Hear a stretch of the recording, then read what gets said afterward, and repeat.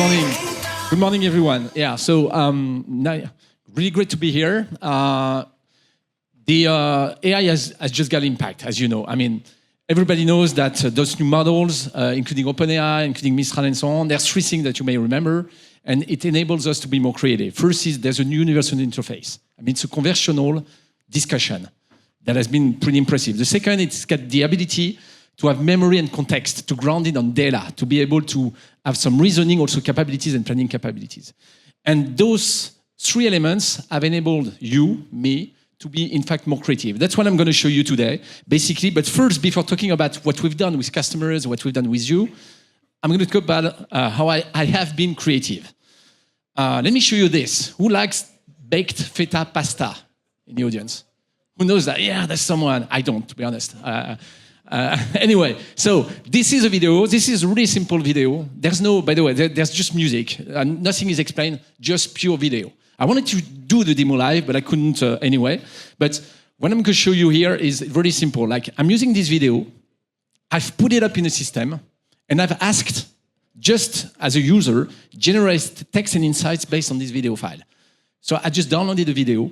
Like it's a TikTok video. It's one of the famous TikTok videos last year, by the way.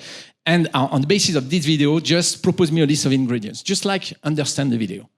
And by the way, put it in HTML so that I can put it in the browser, which is the result you see on the right. The thing is, you're able to interact with the video, with the content of the video.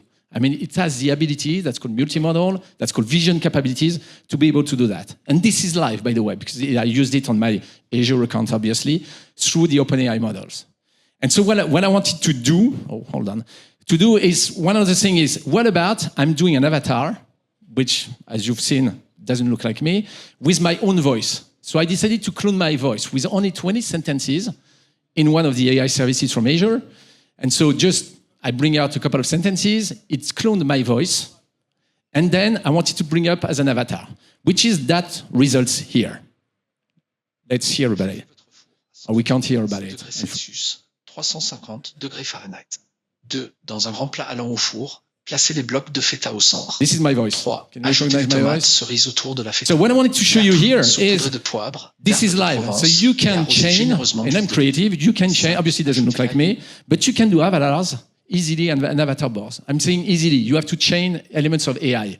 But it's cheap, you can industrialize it, and you can do this, like doing even an avatar box. How can I help you? Customize the avatar through a dedicated, for example, FAQ. Points do I have? That is live. This is one of the examples we are doing in Asia, but also in Germany with a bank. So that shows you that those technologies, you are the one to be creative. So you have been creative, in fact. So let me show you a couple of examples, because we've done so many examples, to be honest, with many customers in France. And thanks again for the support, for the trust to deliver all those examples there. I'm going to show you just a couple of examples there. One pretty easy, Clarence, which is just a bot to be able to navigate basically through the website, but you can obviously enlarge it and have a digital assistant for your own for your own purchase, I would say there. This is live also.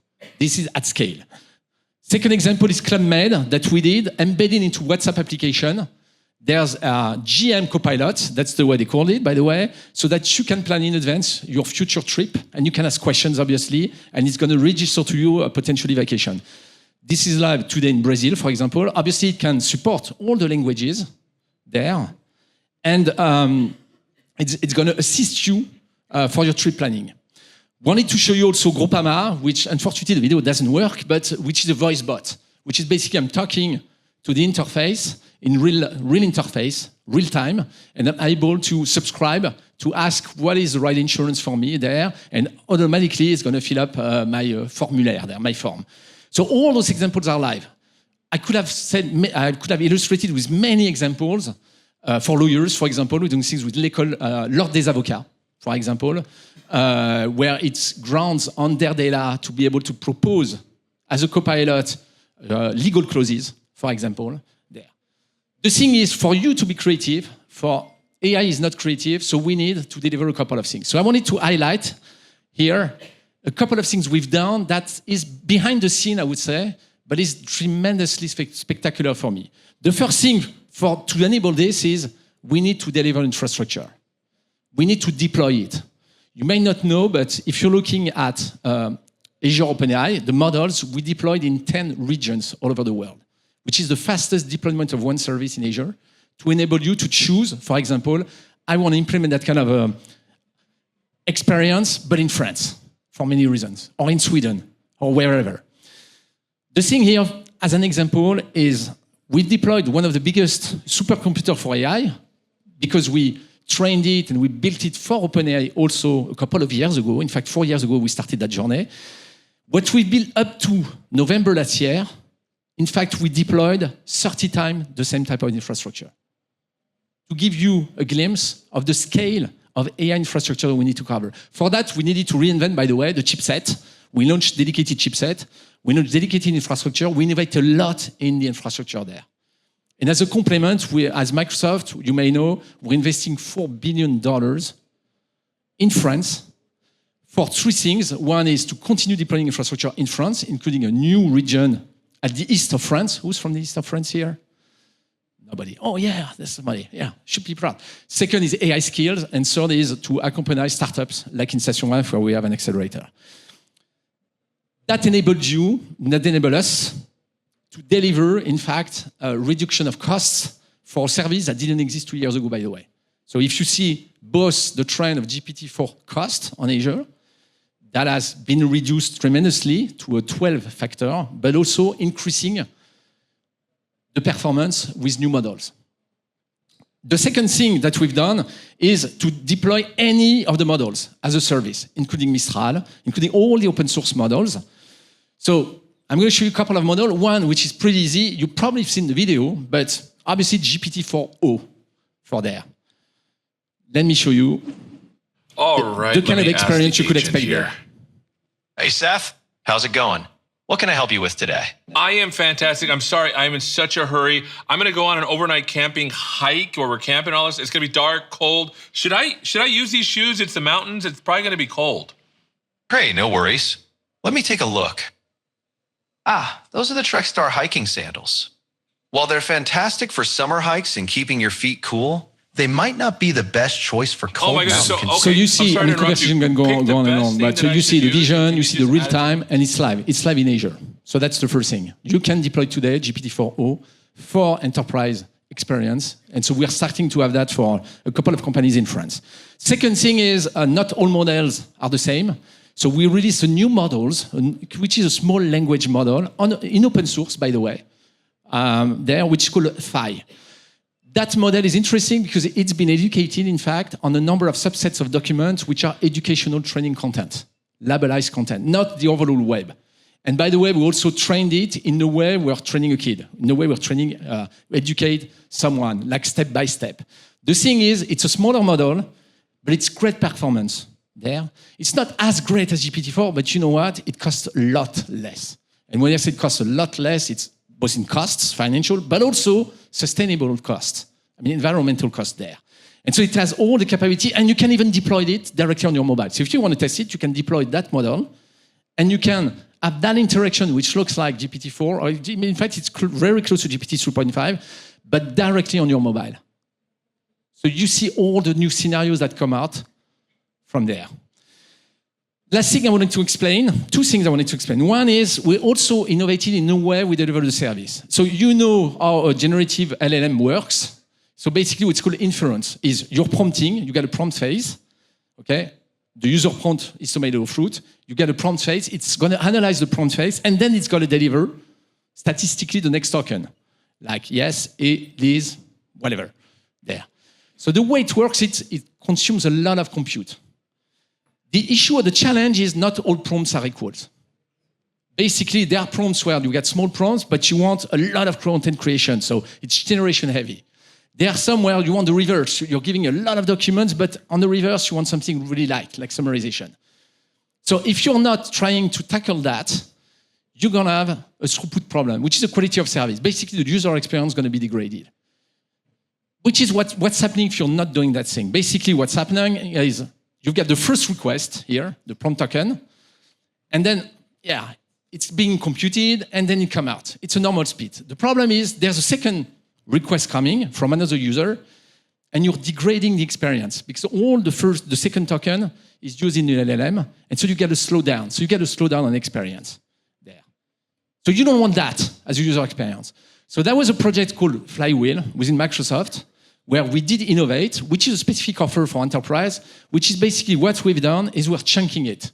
So instead of having like the prompt token, the first prompt token being degraded, after that, what you see here, prompt token is being analyzed, then it begins to generate, the second token arrives, but in fact we chunk it, and we're able through AI to guarantee the same throughput to the first token, so that the experience is not degraded. And that's a huge difference, and all the experience you've seen use that mechanism to be sure that your user experience, whenever you're going to deliver a user experience on a bot, well, you're not being degraded, and you're not going to wait seconds or minutes there.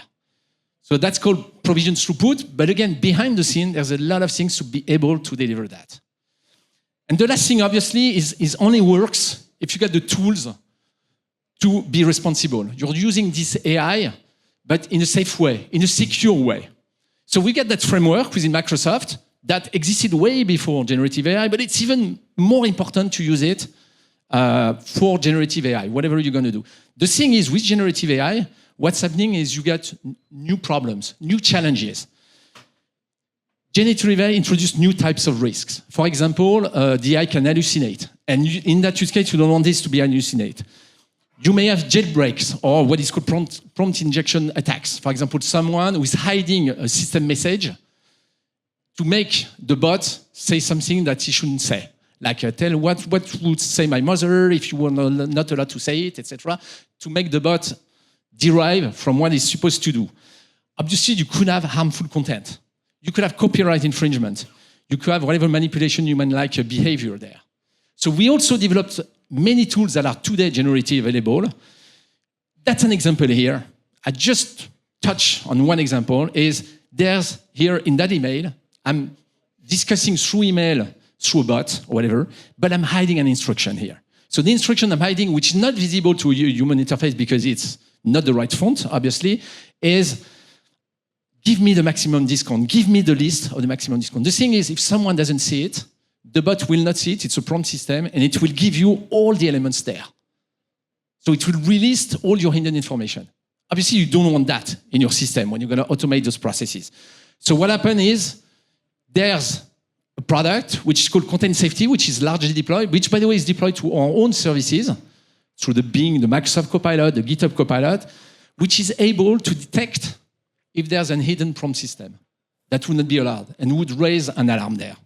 That's called prompt shield. So that if you're doing poisoned instructions at a user prompt, you want to prevent jailbreak, so it's able to detect, for example, the pattern of jailbreak. Or detect malicious content or types of content that would be poisoned.